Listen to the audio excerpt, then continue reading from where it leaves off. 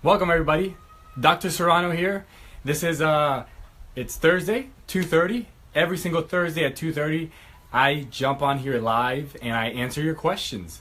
Throughout the week, I get different questions, different comments from patients, and I just come here live and I just walk through those with you guys. And if you're on here live, I encourage you to just type in some questions or comments, and I'll answer those live. If not, if I'm not live and you're putting questions down, I will answer them later, either personally or on our next video. So I'm excited. Today we're talking about exercise. Not all exercise is created equally. This coming Saturday, if you're local here in the Tampa Bay area, I'm putting on an advanced workshop, an advanced seminar, where I'm going to be talking about the different hormones that are produced during the different exercises. And how do you know what kind of exercise to pick for you and for your goals and for what you want to accomplish? So we're going to go through fad dieting, what's a fad, what's not. We're going to put a challenge out to you guys and give you plans that truly work long term and not just in the short term. So I'm excited. That's Saturday here locally. It's at East Lake Woodlands Country Club. So if you're in town, it's from 9 to 10. It's going to be phenomenal. I wouldn't miss it because I'm teaching it, but I wouldn't miss it if I was you, because you're going to get a lot out of it. So let's jump right in. Exercise, not all of it's created equally. What do I mean by that? There's different types of exercises, and what I see is that people never truly define why they're exercising. They never truly define the goal before they start. So they'll just say things like, well, I want to get in better shape. Okay, great. So they just jump in and start exercising. And typically, the most common thing I see people do is regular cardiovascular type of exercise. That's kind of the first thing that comes to people's mind. And if your goal, let's say your goal is to lose weight. Well, I got news for you. If it's losing weight, cardiovascular exercise is not the best option. It's not the most efficient option that you're going to have. If your goal is to strengthen your body, cardiovascular is not the best option. If your goal is to just get overall fitness, cardiovascular exercise, when I say cardiovascular, I mean things like jogging, running, walking. I'm not saying those are bad things. I'm saying they're not the most effective things when it comes to exercise. So if you're on here, whether it's live or not, give us some thumbs up. I'm going to give you a couple of hormones that are produced during certain exercises and how to maximize those in the shortest amount of time possible. So there's two hormones that you need to be aware of when you're exercising. Number one, it's cortisol, and the other hormone is HGH, or human growth hormone. When you do long-standing cardio, whether it's a slow jog or a 30, 45 minute, 60 minute treadmill or bicycling or elliptical, any of those kind of activities,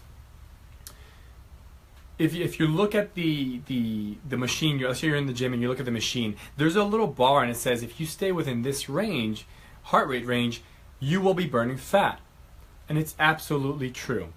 For those 35, 45, 60 minutes that you're on there, you will be burning fat. But what happens after the exercise, that's the key. That's the key to what's going to happen long term. So if your goal was weight loss, you will burn fat for those 35 to 45, maybe 60 minutes on there. But because of the amount of exercise, that slow, long type of exercise, you increase cortisol because your body thinks it's under stress. And when it's under stress, it increases that cortisol. What happens when you increase that cortisol is that now for the next 24 to 36 hours after your exercise, your body stops burning fat and now starts to burn sugar for energy and starts to store fat, because your body doesn't know the next time it will have to run for 35, 45, 60 minutes. And now what happens is it says, well, what if next time I have to run for 2 hours or 3 hours? So what it does is it starts to store all of that fat. And it does that by using sugar. If your goal is weight loss, I would say if you want to maximize your time, maximize your effort, you need to be doing the opposite. You don't want to be just doing this slow, long cardio for 45 minutes, 60 minutes. What I would recommend is that you shorten your workout and you do a high intensity type of workout. This is you would be doing anywhere from 12 minutes up to 20 minutes of something that is short duration, high intensity. This means you're going all out. Within those 12 minutes to 20 minutes, you will not be getting into that fat burning zone we talked about on the cardiovascular exercise machine. What you'll be doing is you'll be activating your sugar burning system. You will be using all of the glycogen that's in the muscles and the liver. You'll be using all of this sugar, and then your body is going to be starving for energy. It's going to be looking for energy. So as soon as you're done, for the next 24 to 36 hours, instead of cortisol going up, which is what I mentioned earlier with long cardio, what the hormone that starts to increase is HGH, human growth hormone. When human growth hormone is increased, then you, for the next 24 to 36 hours, instead of burning sugar for energy, your body starts burning fat. And this is how you're able to maximize the way you exercise, and really minimize the amount of time that you're working out. So I saw a couple thumbs up, so thanks for the thumbs up. Share this, and let me give you the one last tip here before I get off. I'm not saying that you shouldn't run if you enjoy it. If you enjoy running and you want to do that type of exercise, to maximize your cardio, what I would do is one of two things. One, let's say you're doing a Monday through Friday workouts. If you want to do Monday through Friday, I would go Monday, do high intensity type of workouts, get into the human growth hormone fat burning pattern, and then on Tuesday maybe I'll do a long run. Wednesday comes, I do another high intensity type of workout, and then I keep on switching back and forth. So that's one way to mitigate the cortisol response in the body. Another way to do this is that before you run, you can do a high intensity type workout. So take 12 to 15 minutes, do an all out type of a HIIT type workout.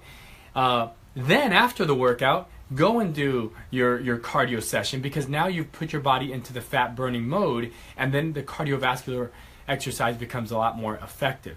So those are two key ways that if you're looking for just weight loss when it comes to your exercise, those are key ways that you can do that. So as I mentioned at the beginning, Saturday coming up, I'm going to be going over a lot of detail when it comes to hormones and exercise. What is it that you want? Do you want to increase strength? Do you want to increase flexibility, endurance? Do you want overall fitness? Depending on what your goal is, you have to tailor your exercise to that goal. You can't just say, hey, I just want to exercise and get in shape. You have to put a goal down. What is it that you really want to do from the exercise? Then you can tailor the exercise program to fit the goal. And that's the number one mistake I see people make. They just want to get in shape, and they don't really have a vision for what that looks like. So Saturday, Eastlake Woodlands Country Club from 9 to 10.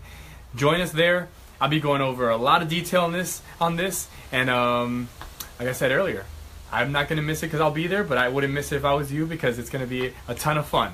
So share this, give us some thumbs up, and I will see you guys on Saturday, hopefully.